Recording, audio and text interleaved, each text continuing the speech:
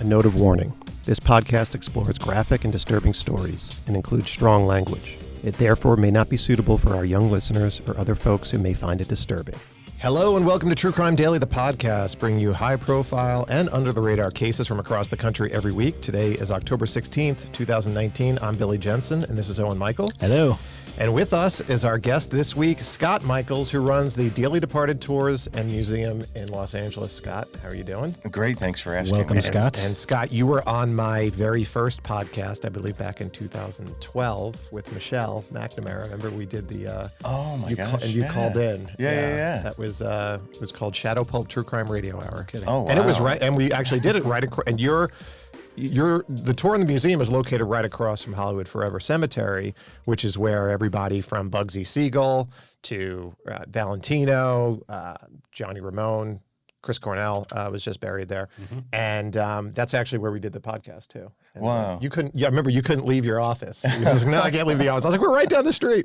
But how'd you get into this line of work?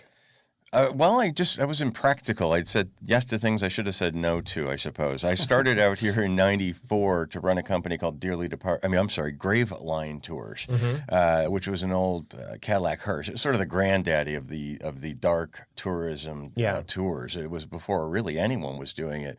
And they were old Cadillac hearses, and we piled 7 people in these things with no air conditioning, no windows that rolled down, and in the LA heat. It was a lot of fun. A lot of people don't remember that part of it. I was the driver. So. That sounds fantastic, other than the non-air conditioning in Los Angeles type of thing. But I would love to ride around one of those. Being in the back of the hearse is, I'm not going to lie, it's a lot of fun. It's a once-in-a-lifetime.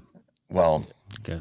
For some. Well, it's once in a lifetime. You will hit it once. You will hit it once in a lifetime. Right, maybe not in a lifetime. But and I left Graveline and I moved to England for several years. And then when I moved back from England, Graveline had already gone out of business. So basically, I started mine. It'll be 15 years, New Year's Day. Yeah, it's my first tour. Yeah, it's ironic because I guess living in Los Angeles, I've never done one of the tours in Los Angeles, but in England, in London, I've done the Ripper tour.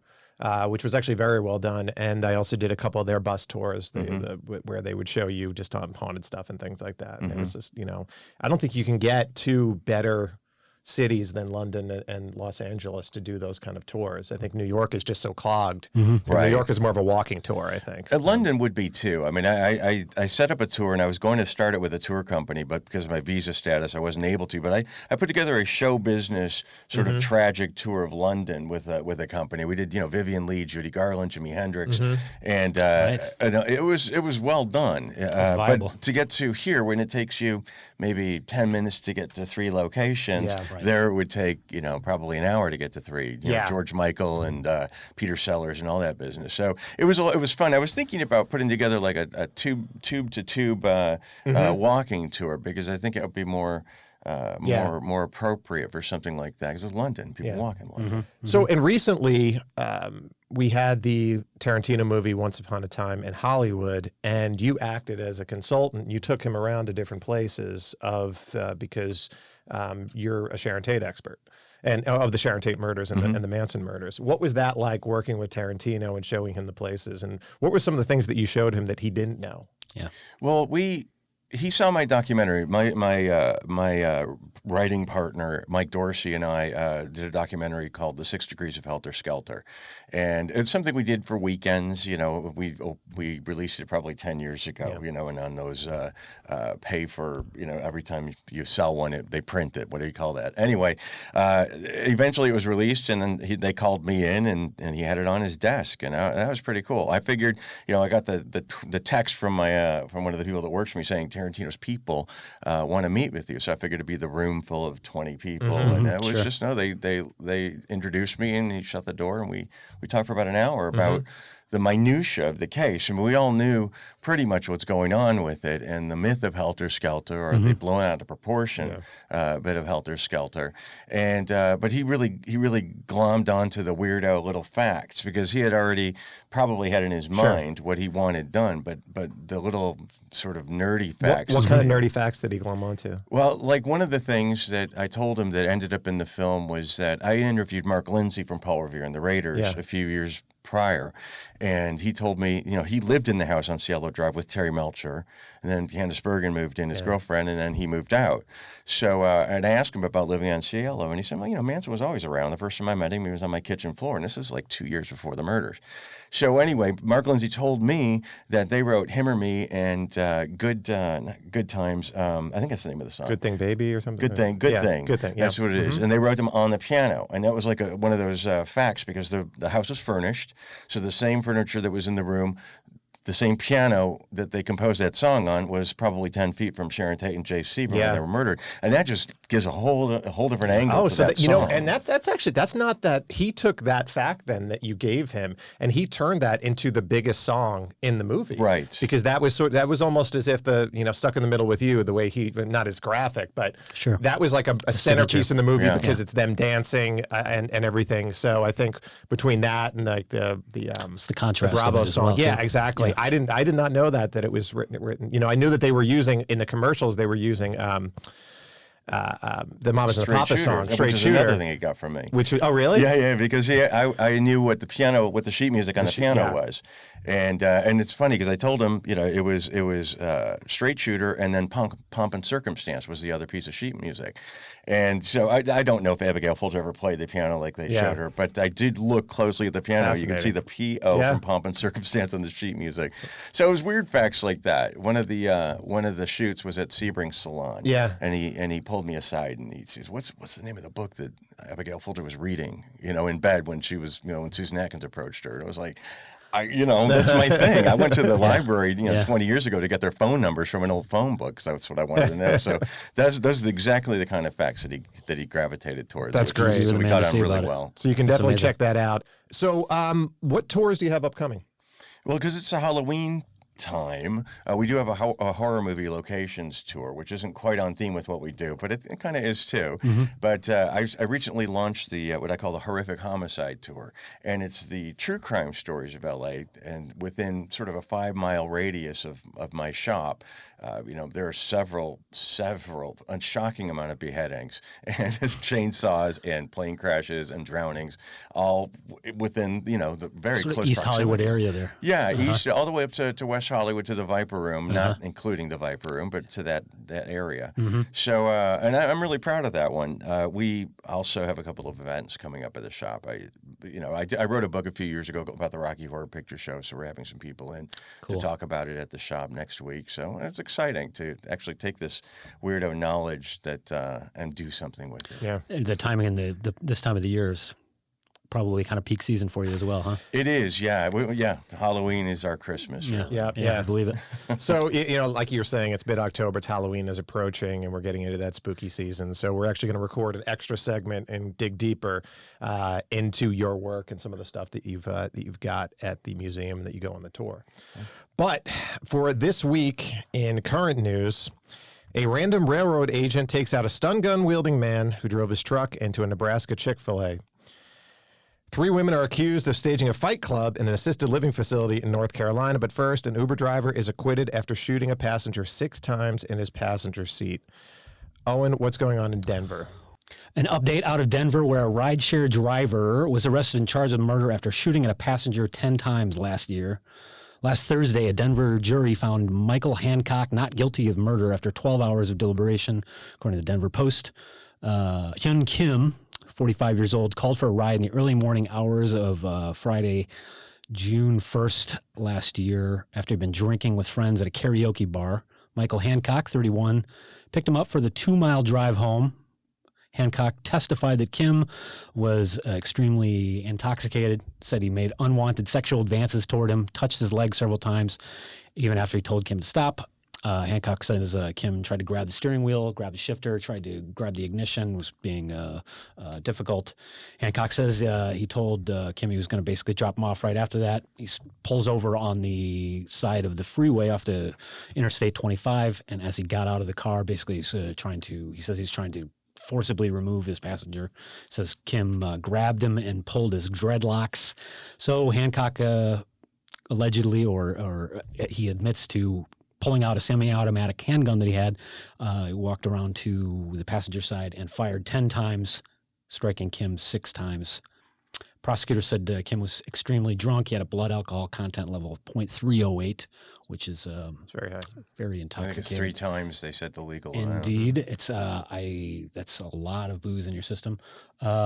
Prosecutors said he may have been disoriented, he may have been napping, he may have fallen asleep, been disoriented, and tried to start a fight when he woke up. That part is all sort of up in contention, but as we say, Hancock was let off. The complicating factors here: Hancock, after he shot Kim, took a knife that he says he has stored under his passenger seat. He put it into Young Kim's hand. Prosecutors say he put it in his hand to put fingerprints on it. Hancock says he claimed he was doing it just to see if the muscle reaction was there, to see if he was still alive, which is take of that what you will. It almost seems like maybe he was, there was maybe a little bit more of a setup there, but that would be speculation on my part and wouldn't want to do that. Prosecutors also point out that the trip had gone 70 miles. The original trip was supposed to be 2 miles from the karaoke bar to Kim's house. Prosecutors say that they speculate that Hancock basically may have seen that Kim was passed out and then drove around for a while to increase the fare. Hancock says they went to the original location. The guy wouldn't get out of the car, so he was asking for a separate address. That type of stuff is up in the air. But Hancock is married, 2 kids, been driving for about 5 years, had no previous incidents. Let's see, he was released later in the day last Thursday. He'd actually been held in jail without bail since he was arrested on June 1st of last year. So he was cooling his heels in jail for 18 months, essentially, while this went through. But so a lot of weird situations here, but the jury thought this is plausible. Yeah. So, I don't know what to make of this one. I got lots to think about. That's crazy. I mean, there's too many. It's like, what? You hear a lot of different rideshare stories across the spectrum of all sorts of different things like that. Usually, though, occasionally hear about a driver who's having an incident with passengers. I'm surprised you don't hear it more often, just because how many drunk people take Uber as their means of transportation. But yeah, a lot of anger. I mean, firing a gun 10 times. But he got out of his car. Got out of the car on the freeway. It's almost as if you're stopped on the interstate, and as you're getting out of the car, the guy because the guy's probably in the back seat. He was in the passenger seat. Oh, he's in the passenger seat. He's in the passenger seat. So first of all, never he's grabbing all had that stuff. Seat, I agree with that as well. When you do Uber, do you sit in the passenger seat? There used to be an unwritten rule that front seat is chatty, back seat quiet. Yeah, I figured that was still in effect. Yeah. And I feel like even 5 years ago there was a whole thing about whether it was okay to sit whenever in the back I drive around with Owen, I sit in the back seat because I just don't want to talk to him. I mean, we also have a sound shield in the back. Yeah, that's true too. But the fact that he was, he's getting out of the car, he's grabbing him. Whether they were able to, and you don't know how the story was represented. And I don't know what the court case was. Does he have his hair and then he pulled out a gun and then just sort of like was backing up and then went like that? You know what I mean? Or was he safe out of the car? It sounds from about five different news sources that I've read this from. It sounds like it was the latter, that he had enough of this guy, got out and went around to the side and fired from a standing position into this guy, whether he was trying to grab him out and the guy was fighting back or whatever else. The family also is going to, they reportedly may sue or lodge a lawsuit against Uber because there is the fact that you're not supposed to carry a gun. Carry a gun while you're driving. But that's another one of those a term of service suggested rules. I mean, they say that was their, not their policy, not officially. They never said that, but it was something that they like to say to people, I suppose, is how it went. Yeah. I mentioned that even coming up, but I'm not sure how comforted I am one way or the other if the driver has a gun or not. I mean, city to city as well, but personal protection versus protection of the car or whatever else. And a knife. And the knife. You have to go back around to get the knife. That's so weird. And the 70-mile thing is just... It didn't do himself any favors on that, but they acquitted him. I mean, I'm actually pretty surprised that, the 70-mile thing, but I guess there's, he wasn't on trial for being a bad Uber driver, or he wasn't on trial for fraud. But the knife thing, too, it seems like there would be some sort of staging of evidence type of thing. I think if they went for a different verdict, if they went for a charge of manslaughter or something, because they couldn't lower this it while the particular trial thing. was going Yeah, on. right. And that happens. That happens Right. a lot. Yep. So, but by all accounts, this guy's out. He's reunited with his family and pledges. He's basically going to. Not many people get a second chance on that. And if you've been in jail for 18 months waiting for this, that's good news for you. So. Yeah, I do like to believe in the jury system. I know that Agree, they make mistakes, absolutely. but that's so outrageous that I really believe them, if that makes any sense, because it's the eyes of the country are on these people. And they're there doing the minutia of the case hour by hour and day by day. So yeah, I intend to. I mean, excuse me, I am with you on that. Let the jury decide.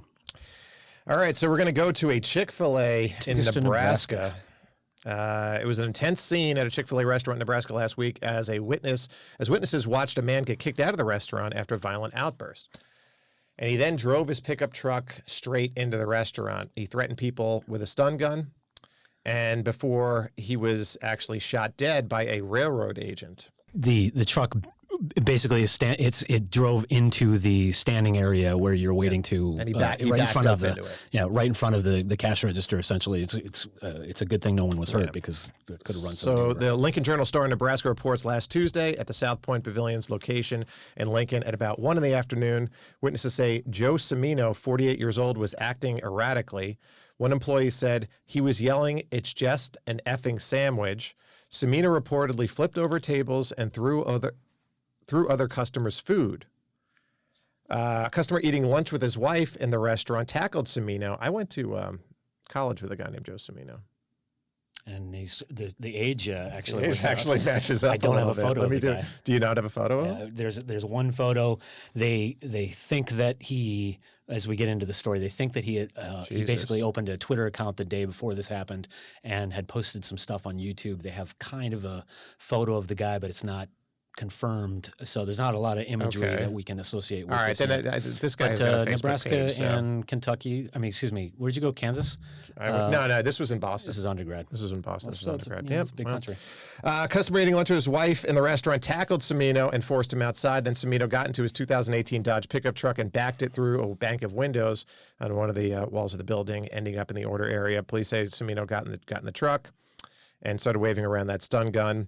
A BNSF railway special agent, identified as Christopher Hall. You don't hear a lot about the railway special agents. It's very old It's school. kind of old timey. Like it reminds me of like a 1930s. Pinkerton agent type exactly. of thing. Obviously, this is a bigger thing in the Midwest where not that there's any more railways out there, but it's a railway agent and he's a law enforcement agent. So, the BNSF, those agents, which stands for Burlington Northern Santa Fe, they have uniform patrols, cargo inspection, investigations with other agencies. They're trying to protect their employees and the assets of the billions of dollars of stuff that's on our railways. Logistics. And Cimino reportedly threatened Hall and kept approaching him. And Hall, who's an 8-year veteran of the company, shot him 3 times in the chest.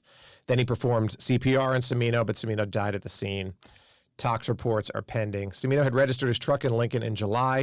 He had previously lived in Tennessee, Arizona, New Jersey. He was a Camden, New Jersey corrections officer for 13 years. And the incident is considered an officer-involved shooting death and is reviewed by a grand jury. And last Monday, the day before the incident, Cimino kicked a hole in his apartment wall and told his property manager he was waiting to be, quote, picked up for his final mission, but hadn't gotten orders yet. And he told a responding Lincoln cop he was, quote, getting ready for the game. Cimino apparently created a Twitter account the day before, then posted 400 times on Twitter, including one tweet sent to a user in Japan at 5:21 a.m., 7 hours before the incident, which said, "You can't win. I regret nothing. It's just a effing chicken sandwich."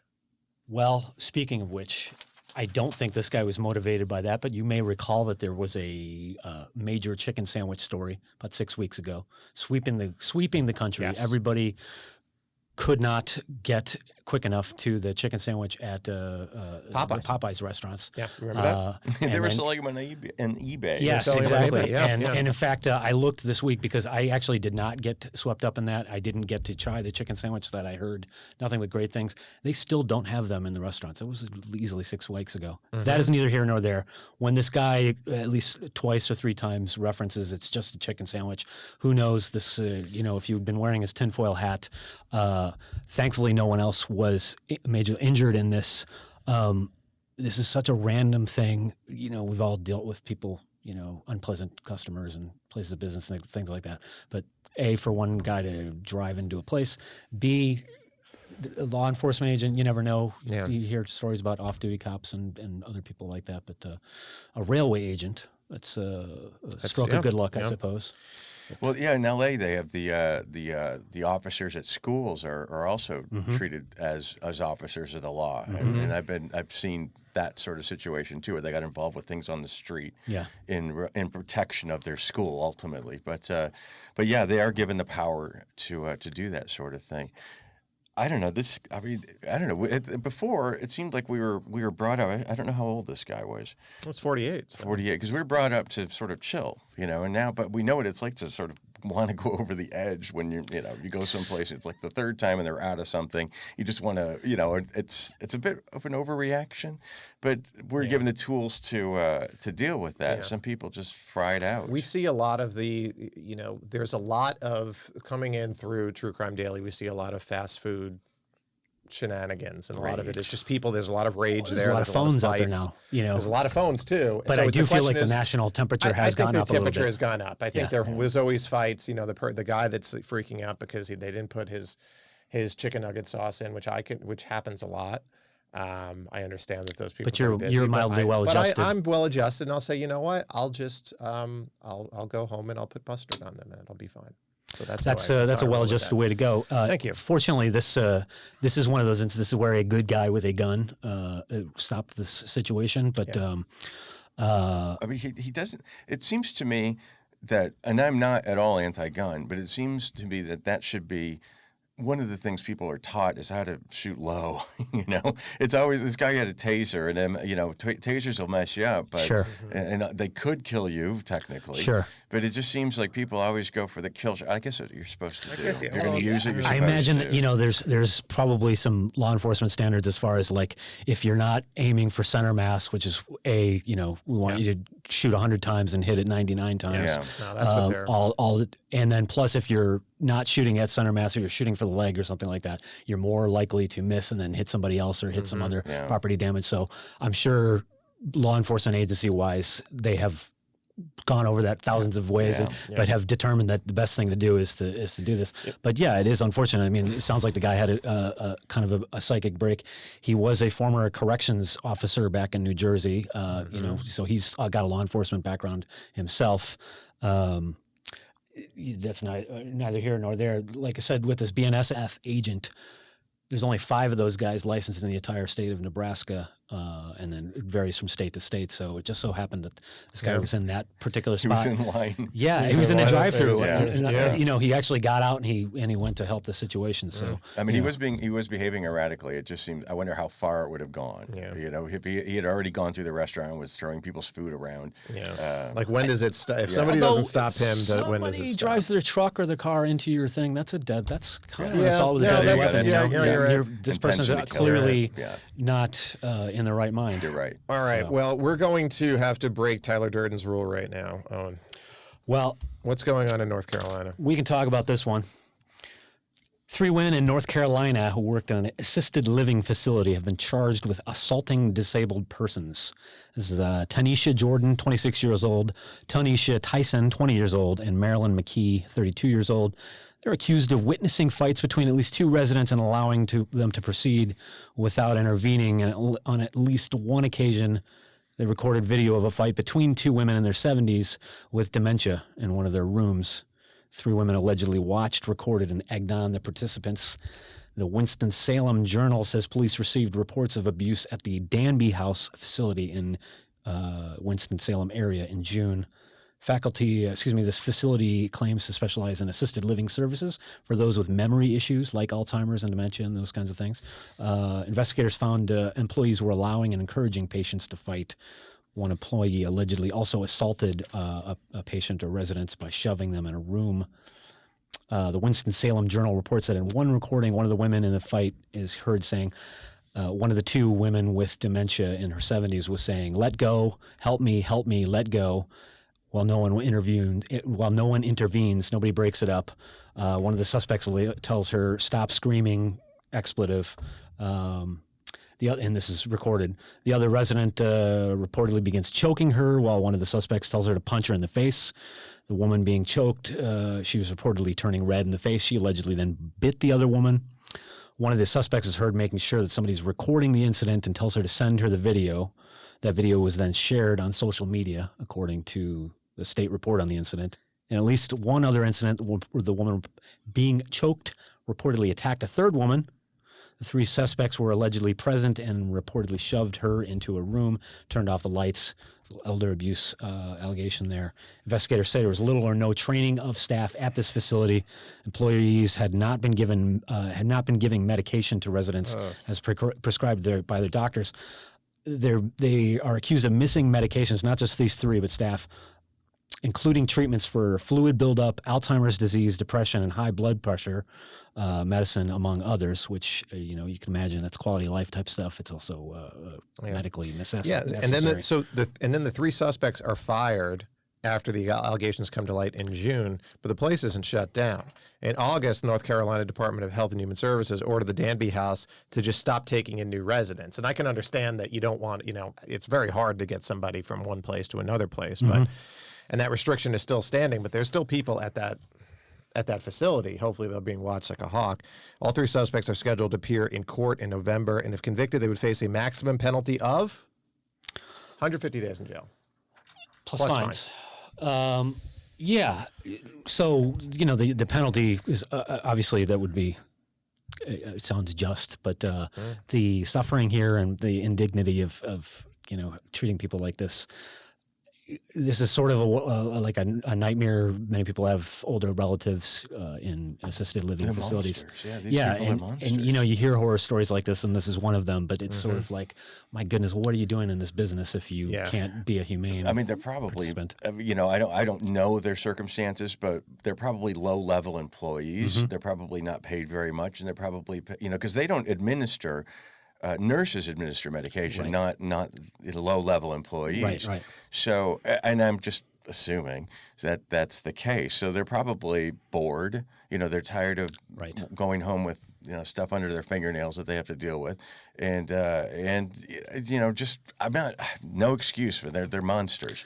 I recently, my own relatives were in a nursing facility, and I am infuriated. I can't imagine the families having to deal with that. And it's like you said, the lack of training indicates that this is probably a lower level type of situation. But even, hey, why wouldn't you? How much are you saving money by skimping on training classes and things like that, as well as just bad for business. Simple background check. No excuse. Yeah, I mean, who knows, right? You're absolutely right. Not to cast aspersions on the field, but it's a reminder for anybody who's got relatives in this, and you want shopping for those kinds of places. You want to be selective. It's like a needle in a haystack. You go through some pretty rough places when you're looking for a place where you feel it's acceptable. Yeah, it's exactly. You're putting people's lives in someone else's hands there. You want to make sure of it. So, and they were just doing it for fun. I mean, I remember there was a few years ago there were the bum fights. Remember those 2 guys that were early 2000s doing it for entertainment, we were betting on videotaping it. it. Yeah. So, but these guys are just at least putting it on social media. I mean, it's so disrespectful. Well, certainly the nursing home is going to be paying dearly more than $150 fine or 150 days. They may be on the hook for some stuff. Yeah, it's true. So, we get comments, and that story got comments, but we have 3 stories that we'd like to take you through. One from your neck of the woods, Owen. Serial stowaway Marilyn Hartman arrested at O'Hare again. Police saw the 67-year-old inside Chicago O'Hare International Airport just after 10 p.m. Friday night trying to move TSA lane dividers in an attempt to get around security. She has a long history of sneaking onto airline flights across America. Scott, do you remember this particular, have you heard reports of this woman? She's been kind of under the radar for a couple of years, but I remember 3 years ago, maybe even earlier than that, she was busted. But I didn't do the background on this, but I think she's up to at least 5 times trying to get into, trying to sneak on flights. I think she was successful on at least one of them. Well, that's what we know of. Is this all at O'Hare? No, she's, I think one of them was Phoenix, one of them was LA. I think I'll have to double check that, but this one happened to be in O'Hare. which one of the busiest airports in the country. But Barbara, it just seems pathological at this point. Yeah, Barbara H says, I'm without words. I'm pulled aside by TSA every single time. Yeah. How does she get through without a ticket? Tabrisha F said they should lock her up for about a year, put a stop to her antics. This is a security breach. And Matthew R said that's a pretty cool hobby. At least live and let live. Are Come you on. in a fast check? What do you call it? The safe pass? The TSA pre. Yeah. Yes. The pre-check I also thing? do the clear too. I do that one. You guys too. both I do do that? the clear. I do the. They have all my biometrics. Yeah, you give blood. Well, so there'll be no sneaking for you, but There'll be no- so I yeah, guess you guys are sort of unaffected by passengers like this, whereas I'm just I a mean, regular schmo. If she's on a plane, we're all affected. We're all affected. Well, there's that, but I mean, as far as she's basically cutting in front of me on my line. I don't know how she got into the thing in the first place. Don't cut in front of her. Owen. We know that. Well, I don't do lines. Owen doesn't do lines. I just don't. That's why he doesn't fly. I would just miss the flight, and they're like, "I'll come back tomorrow." It's almost a thret to public safety. I mean, in a sense, she's doing us a favor. This is true. This is true. in She's another highlighting. sense- She's an ostensibly unviolent person, kind of poking holes in the security She mesh still there. should be microchipped, I think. No right. objection from my part. Well, Billy, take us to the next one. yeah, we'll go to the next one. A man was arrested after he allegedly tried to break into a woman's Tulsa apartment. I was just in Tulsa, and my book tour's beautiful. I loved it. It was. You're the hitting coolest- all coolest aspects city. of every story here. Absolutely. Using potted plants. And that's our gentleman right there. David H. said, man arrested over allegedly using potted plants to try to break into a woman's Tulsa apartment in order to bite her neck. Obviously, he's riffing off of the photo of this man that seems to have somewhat of a Dracula-type image, persona that he's cultivating. Mike M. said he looks like he got hit with a potted plant. Come on, Mike. You really want to punch down like that? And Alton J said, be aware making negative comments may come back and bite you. See, Alton J that's at just- least using the pun properly, and we're having a little respect here. I get the idea that the officer who took this mugshot thought that this was enough of an identifying characteristic that they had That they had him open open his mouth. there Yep. because he's missing some teeth except for his what are those, the canines, the vampire teeth. Those would be the canines. So don't try to break into people's houses Don't do anywhere, that. and Yes. don't And do crimes. Don't leave flower pots on your front porch. I mean, at a certain point, this guy has to take responsibility for taking my potted plants off the We are not blaming the victim at all. purely artisanal. But then our last story, man arrested for underage drinking at bar. What did his ID say? It said McLovin. And by the way, that's a liquor store that we've gone to, the famous McLovin liquor store, which is 7 right by our Days old Liquor. office. Yep, I have been there many times. Victory Boulevard. They have a photo of the scene there with the two cops. Was it Bill Hader? Bill and, Hader? who was the other one?